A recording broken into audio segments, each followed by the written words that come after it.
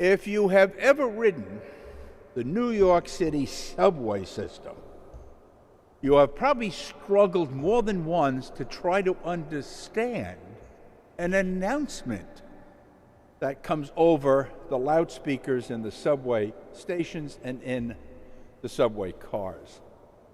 These announcements are almost incomprehensible.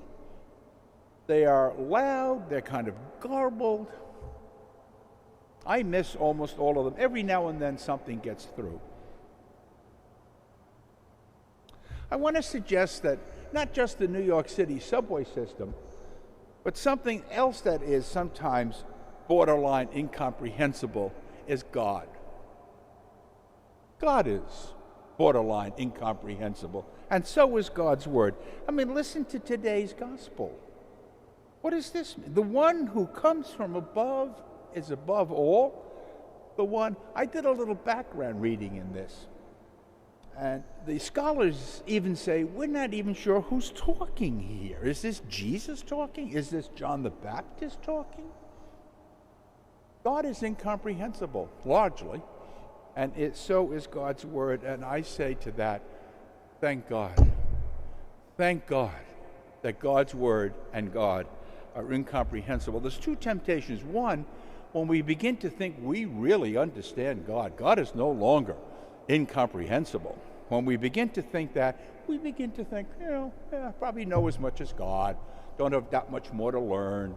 That was the temptation, I think, of Adam and Eve, and falling into that temptation didn't get them too far. But I think even more than being tempted to think that we are like God because we have kind of discerned God and we have figured God out, even more than us becoming like God, is God becoming like us.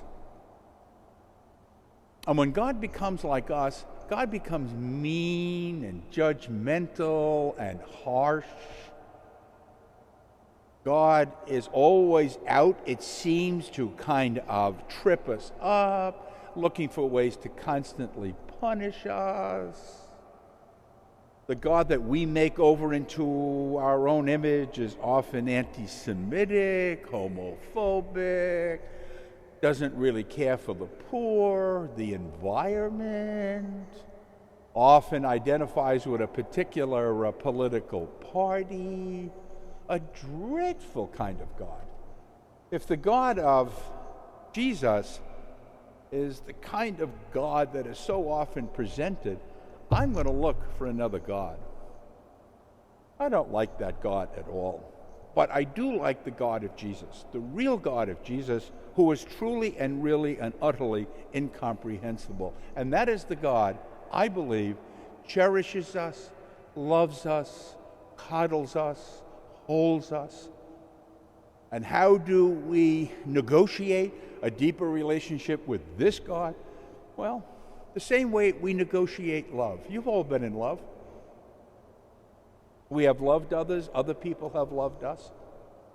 And the way we go about experiencing love in our life is the call of today's gospel, that Jesus is equal with the Father, and the Father is tender and loving and kind to us.